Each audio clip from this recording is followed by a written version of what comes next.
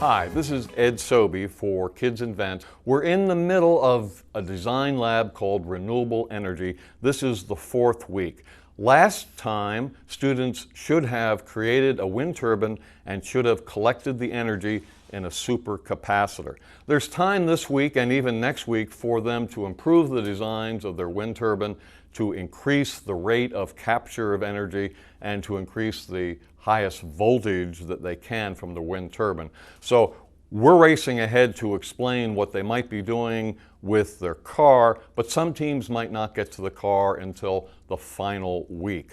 So here is a car model that's made. It's very similar to car models that they made last year in the 5th grade, if they were in the system. This one has a motor glued down to a cardboard body, has the same gear pulley that we used last week when we glued a gear pulley to the back of the wind turbine. This gear meshes with the geared wheels and will drive the car forward very nicely when we connect it to a supercapacitor that has more than a volt charge. So one thing I want to point out with the supercapacitors, they're going to look something like this when they're getting charged by their wind turbine.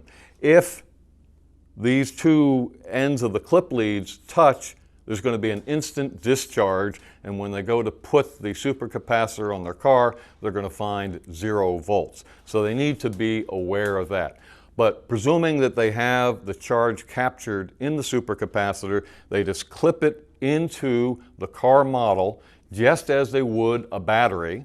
And again, this is not a battery. It is just a physical collection of the charge. But they'll just clip it in there and the car should go off and move. They need to time this. We want to see how long their car will run.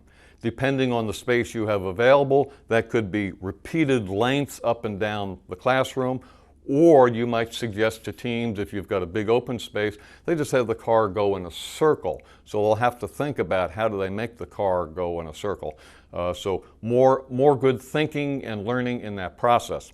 Next week, the final week, they'll still have some time to finish up their models, to test them and make the measurements, and then they will present their models to the class. So I hope you have a wonderful week. Thanks.